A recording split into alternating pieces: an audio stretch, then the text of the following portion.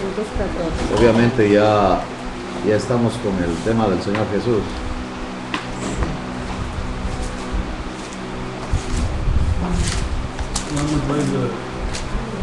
Es la 216 es. 216 Así es.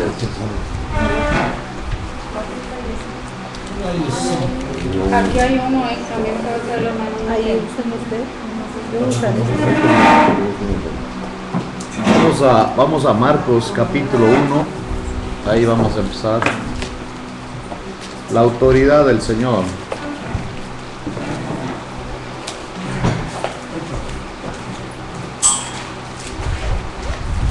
Y la fama que le dieron y todo, al ver todo lo que hacía, obviamente la gente hablaba de él. Eso causó que los líderes religiosos se enojaran con él. Así que no era una fama que le ayudaría, más bien fue una fama que aceleró que lo que le iba a pasar, que lo mataran. Dice en Marcos 1 y el versículo 14 y 15. Después que Juan fue encarcelado, Jesús vino a Galilea predicando el evangelio del reino de Dios, diciendo: el tiempo se ha cumplido y el reino de Dios se ha acercado, arrepentíos y creed en el evangelio. Eso, digamos que ese es el mensaje de él, no hay otro tema. Y obviamente el evangelio es el mismo, la obra de él y lo que le iba a pasar. Él les ofrece a los judíos el reino que Dios les prometió. Él dijo a David que un hijo de él, un descendiente de él, tomaría el trono y nunca estaría el trono de él sin rey. Su reinado sería eterno. Y eso es lo que Jesús vino a hacer. Vino a los judíos a cumplir lo que les había prometido. Pero ellos no le aceptaron. Dice en Juan, vamos a ver en Juan.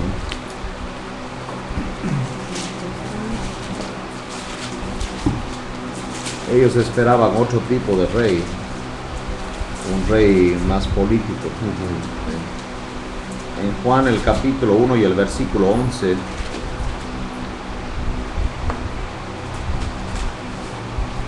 dice: a lo suyo vino y los suyos no le recibieron.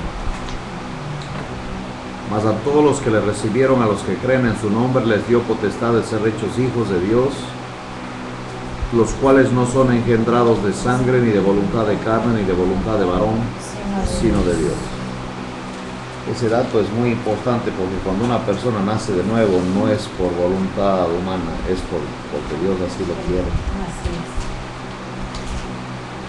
A la gente, al oír al Señor que está ofreciendo el reino de Dios, obviamente levanta preguntas, porque a él le veían como de Nazaret, que él era de Nazaret, aunque nosotros sabemos que él nació en Belén.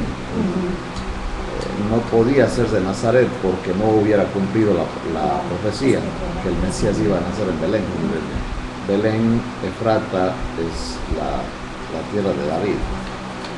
Y obviamente cuando le están oyendo a él, la inquietud de la gente es: si él es de Nazaret, hijo de un carpintero, ¿cómo habla así? O está loco o algo está mal con este muchacho. ¿Cómo puede hablar algo así? Que el reino de Dios se ha acercado, que crean al evangelio. Otra de las cosas es que el Señor, cuando se movía, la forma de vivir de él era muy sencilla. Siendo el Mesías o siendo un rey, debía andar a caballo por lo menos. Pero él no, él a pie. Un verdadero rey tenía un ejército, tenía una ropa elegante, habían carros que les acompañaban, lo que nosotros decimos guardaespaldas, y obviamente él estaría en un palacio. Pero este reino no es de este mundo, lo que él ofrecía, él no es rey de este mundo.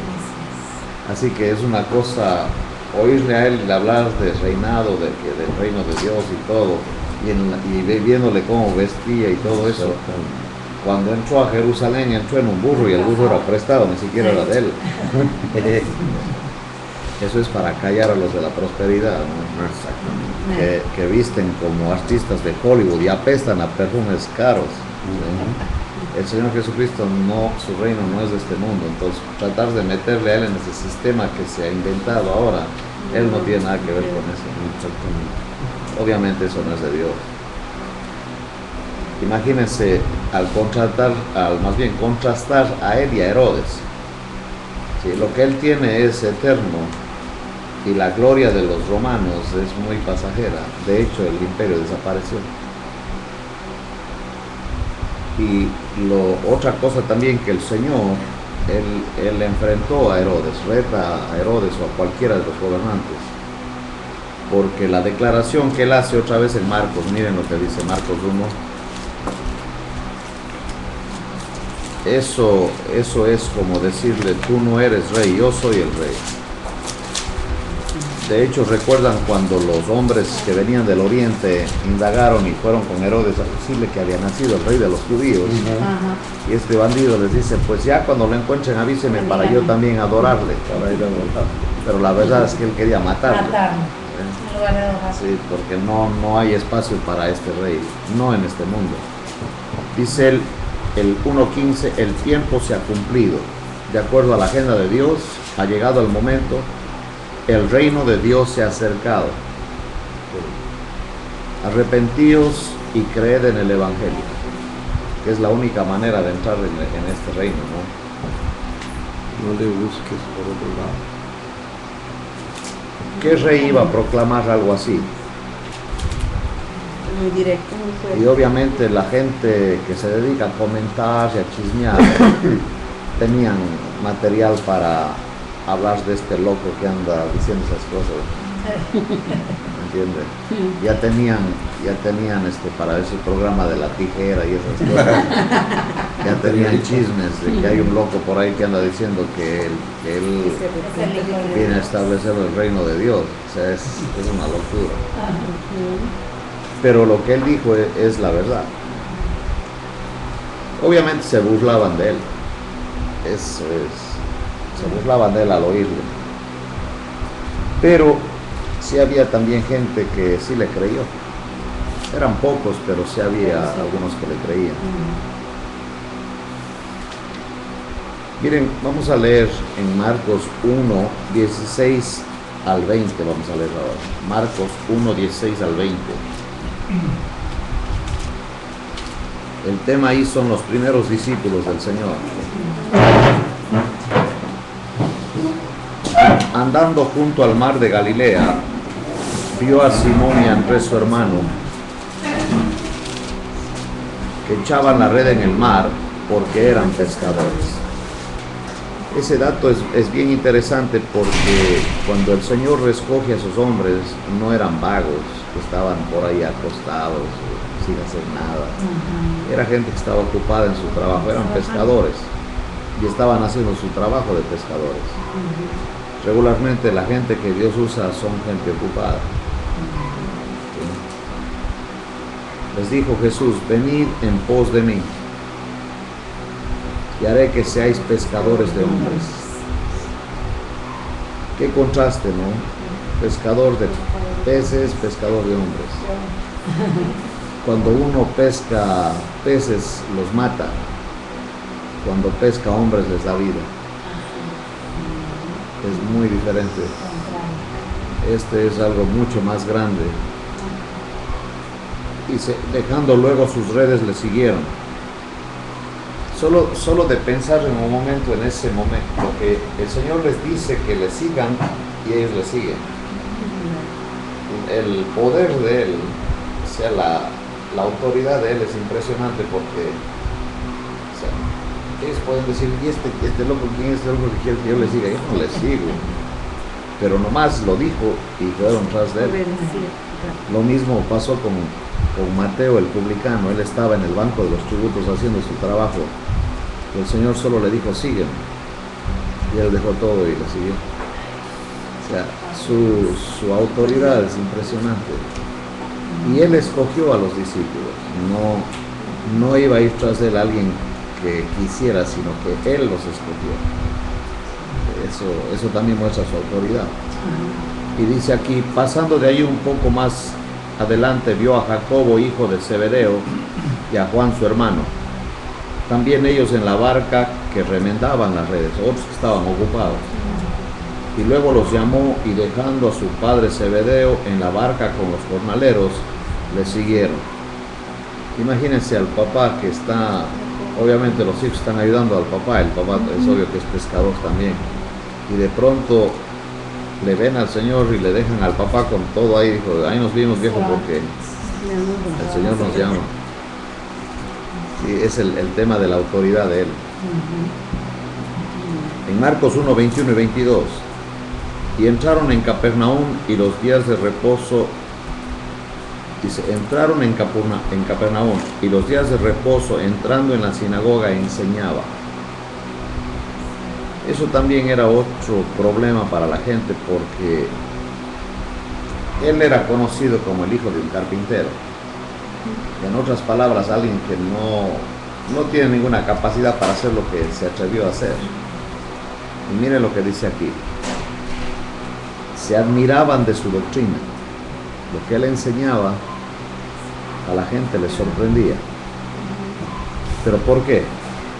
Cualquiera podía leer los escritos, los pergaminos, pero él cuando lo leía había algo diferente. Mire lo que dice ahí. Porque les enseñaba, ¿de qué manera? Como quien tiene autoridad.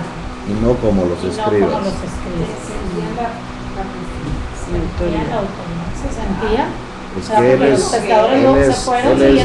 él es el autor de El todos los autor, escritos. el que de con la Él tiene la autoridad, con el autoridad. conocimiento de autoridad que tenía sobre el Yo me acuerdo de una historia de un hombre que era experto en un tema y a él lo invitaban a compartir el tema. Pero iba con él un chofer. El chofer le llevaba a todo lado. Así que el chofer se aprendió lo que él decía. Y un día el catedrático le dice al chofer, le dice, oye, dice, estoy cansado, tú da la conferencia, tú Ya se la sabe. tú te la sabes ya. Y el chofer dijo, está bien, yo lo hago. No más que llegó el problema cuando en el momento de las Le preguntas. preguntaron lo que le iba a decir. Pues le hacen la pregunta al chofer y el chofer obviamente no tenía la respuesta. Dice, bueno, dice, compañero, dice, su pregunta es tan elemental que mi chofer se la va a contestar. Cambió toda la jugada.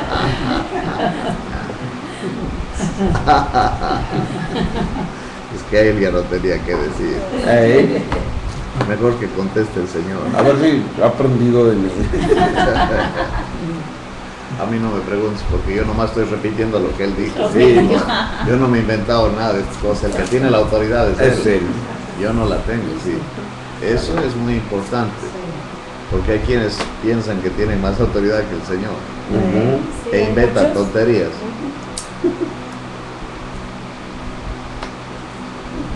Los que le oían a Jesús, obviamente tenían que reconocer que había algo en él que era diferente y muy grande. Lo que él enseñaba no solamente los sorprendía, sino que hacía un efecto en la gente. Querían seguirle, querían oírle.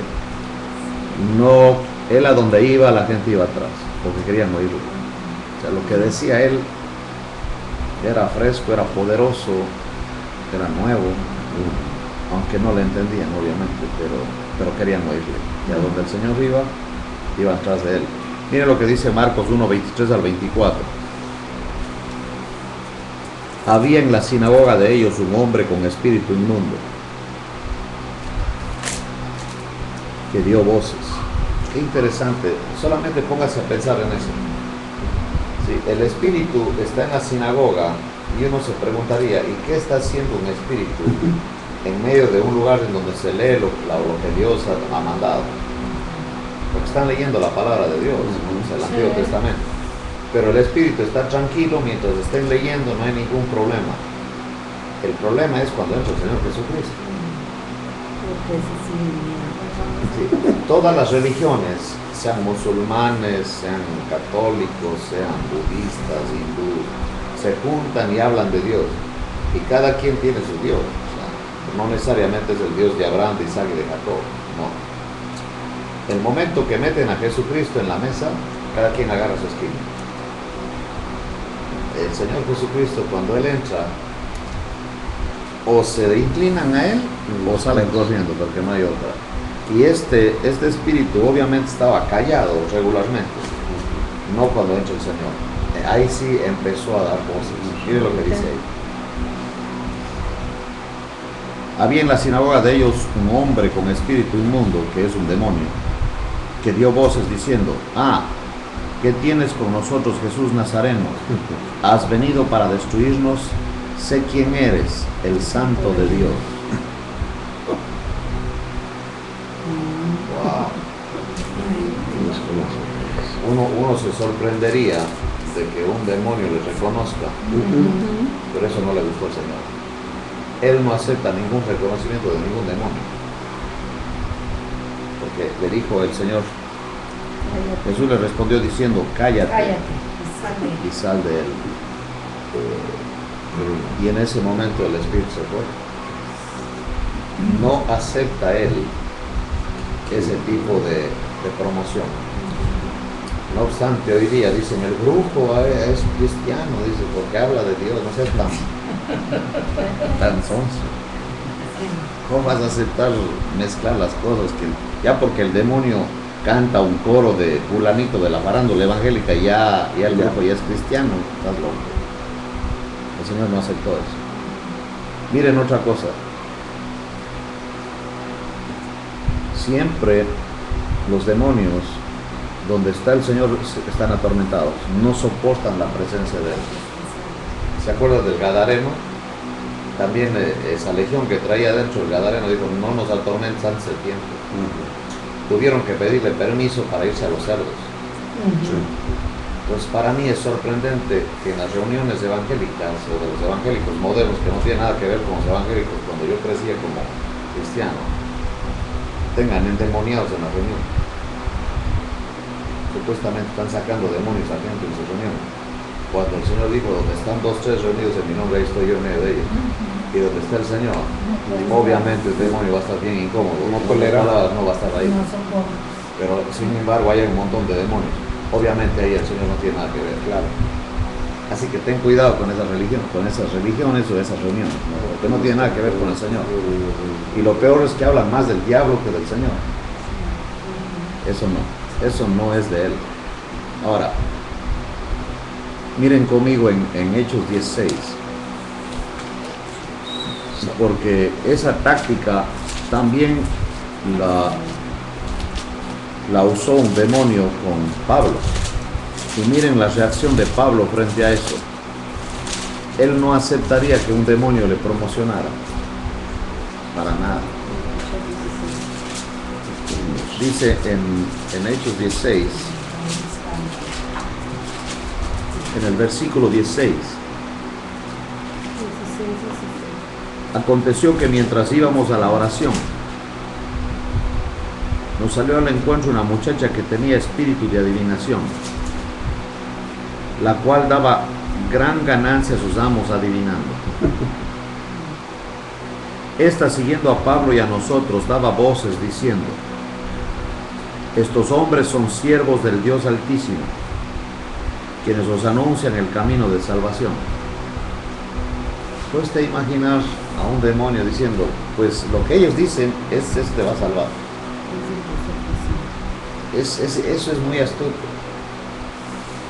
porque es como que el demonio dijera: pues yo no soy tan malo, porque yo sí reconozco a los que sirven a Dios, y sí, sigue lo que ellos te enseñan, síguelo, como diciendo: sí soy demonio, pero no soy tan demonio, o sea, no soy tan malo. ¡Qué astucia! ¿Sí? Ningún brujo va a decir que lo que él hace es en el nombre del diablo, claro.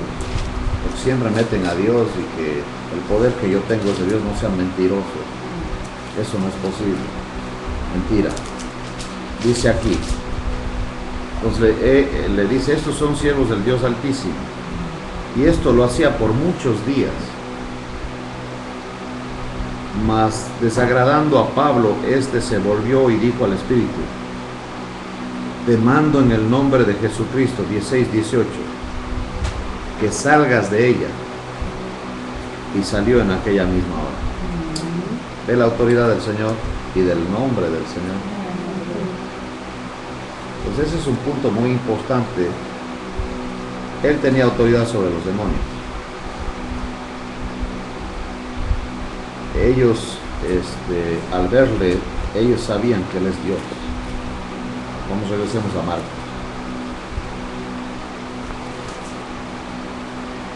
Dice, has venido para destruirnos, sé quién eres, el Santo de Dios. Eres el Mesías.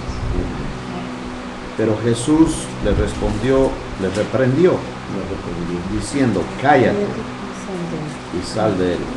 Y el espíritu inmundo, sacudiéndole con violencia y clamando a gran voz, salió de él. Y todos se asombraron de tal manera que discutían entre sí diciendo, ¿qué es esto? ¿Qué nueva doctrina es esta, que con autoridad manda aún a los espíritus inmundos y le obedecen? Y muy pronto se difundió su fama por toda la provincia alrededor de Galilea. No le digo que le hicieron famoso. No creían en él. Dios, qué contrariedad es eso. Ahí está el caso de un hombre poseído por un demonio. Eso se llama una posesión demoníaca. Que un ángel caído, un ángel que está con Satanás, que se rebeló a Dios con Satanás, está viviendo dentro de un hombre. El demonio sabía quién era Jesús. Cuando dice el Santo de Dios, se refiere al ungido de Dios, al Mesías. Y el Señor con autoridad le dice, cállate, no quiere ninguna propaganda de ningún demonio, que se calle y que se vaya. Y se fue. ¿Por qué? Porque los demonios trastornan la verdad o cambian, pervierten la verdad. Tienen sus propios planes y la agenda del diablo. Y lo del diablo está en contra de Dios, entonces jamás Dios permitirá que se meta en nada de lo que él hace. Además no quería que nadie dijera a nadie quién era él, porque su hora no había llegado. Él demostraría por sí mismo que él es Dios. No necesita ningún demonio proclamando que él es Dios. No quería saber. Le ordenó. El espíritu inmundo, sacudiéndole con violencia, dice el 1:26 de 28, sacudiéndole con violencia y clamando a gran voz salió de él, y todos se asombraron de tal manera que discutían entre sí diciendo, ¿qué es esto? ¿Qué nueva doctrina es esta? No es ninguna nueva doctrina, es el Hijo de Dios hecho hombre, que con autoridad manda aún a los espíritus inmundos y le obedecen. O sea, ¿quién es este que tiene tanto poder? Así que se corrió, se desparramó la fama de él. Él empezó a hacer el tema de conversación entre los judíos. Pero esto es solamente el principio. Imagínense. Miren 1:40-42. Vino a él un leproso, rogándole en cada la rodilla, le dijo, si quieres puedes limpiarme. Sí, cada evangelio tiene en mente a un tipo de leproso. Por ejemplo, Mateo escribió a los judíos. Por eso él quiere mostrar en Mateo, el evangelio de Mateo, que Jesús es el Mesías. Sí. Pero Marcos escribió a los romanos. Y por eso él habla aquí de la autoridad del Señor. Si ustedes leen Romanos con eso, conscientes de que aquí la intención de Marcos es mostrar a los romanos que Jesucristo tiene autoridad y más autoridad que el César. Que él tiene autoridad que ningún hombre tiene, porque él es Dios en la tierra. Y aquí otra vez, viene un leproso y es impresionante que se hinca, dice. Ahora un leproso rogándole e hincada la rodilla, se inclina, le dice, si quieres puedes limpiarme. Qué interesante la actitud de él, porque no es como ahora la gente, estos evangélicos modernos gritan, tú reclama, decláralo, nada. Decláralo. Aquí dijo, si quieres. No anda demandando como si fuera un objeto, un ídolo. o un Dios de bolsillo, qué sé yo. Eso está mal, está mal. Nuestro Dios es soberano y si Él quiere lo va a hacer. Tú no tienes que obligarle a nada, ni tiene por qué hacer nada nomás porque tú dices. Eso es muy importante. Me dice Él, si quieres puedes limpiarme. Esto muestra, por un lado, la humildad del leproso, muestra cómo se siente él también, como no digno de que él haga algo, Claro. pero a la vez cree que él puede. Él sabe que Porque él dice, si quieres me puedes limpiar. Claro, Ahora depende de ti si tú quieres o quieres. no quieres, pero tú me puedes limpiar. Cree. Es impresionante eso. Podemos nosotros acercarnos al Señor y decir, tú puedes hacer esto, Señor, ahora si quieres me libras, si no quieres ni modo, Claro. porque tú tienes un propósito. Nosotros nunca no hablamos así. Lamentablemente nos acercamos al Señor para, tú decláralo, dice. Exigir. No sé qué libro dice ya, haz de cuenta que están torciendo el brazo a Dios Para que lo está haga. diciendo, Claro. diciendo y todo, no me acuerdo de los libros Cuando que hacen están los ayunos. pues, Sí, uno que está Los mal. ayunos modernos son huelgas y hambre. Sí, es de cuenta que le Bueno. quieres Porque obligarlo. luego que dicen, vamos a ayunar para que Dios haga no sé qué. Para Digo, oye, que Dios espérame, haga. es espérame. manipulación. ya le ¿no? estás ordenando O para sea que que tú, Dios haga. exactamente, o sea que tú puedes manipular a Dios. O sea, yo ya ayuné, ahora sí me cumple. Ey. Oye, espérame. Si no, no va a morir de hambre. Si no le Dios es cumple, no. soberano y Él va a hacer lo que Él quiera, ayunes o no ayunes. Exactamente. Tremendo. Y ahora miren lo que pasó aquí. Jesús tuvo misericordia de él. Eso es impresionante. Él le sana al leproso por un acto de misericordia, no porque tiene que. ¿Ve el punto? Uno no puede venir y decir que si haces eso, si te hincas y le dices si quieres puedes sanarme, te va a sanar.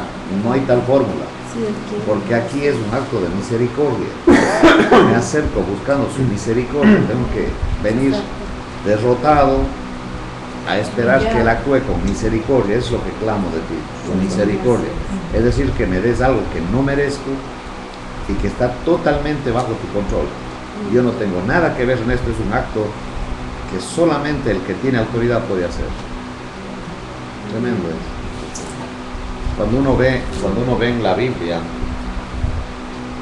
el caso de esta Esther, cuando entra a la presencia del rey, que no había sido llamada, el rey podía mandar a matar. Y ella ahí dijo, si perezco, que perezca. Y se mete y el rey hace la señal de que tiene audiencia. ¿Sí? Porque él tiene la autoridad. Eso es algo humano. Los romanos, cuando peleaban los gladiadores en el circo, en el Coliseo más bien, el César hacía así. Tenían que matarlo. Se hacía así, vivía.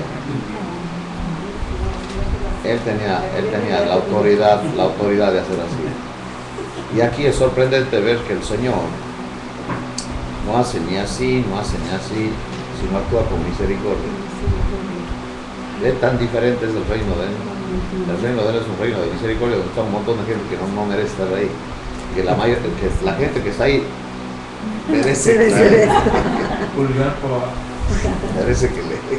Pero es un acto de misericordia.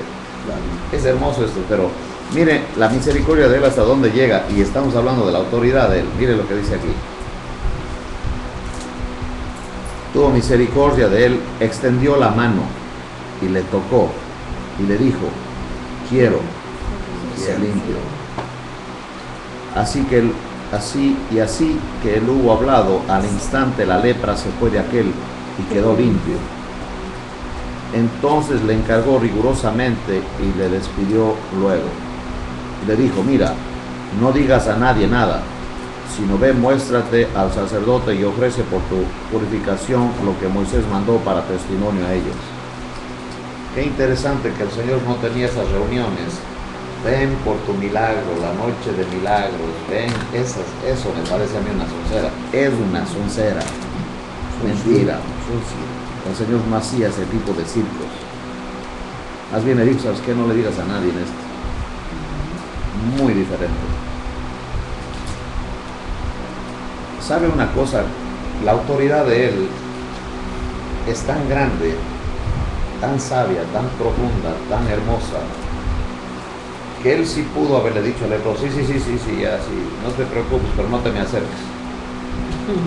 Porque los leprosos eran de lo peor. O sea, un leproso tenía que entrar gritando inmundo, la gente corría a sus casas y le aventaban algún pan, alguna fruta, porque no los querían cerca. Un leproso era de lo peor.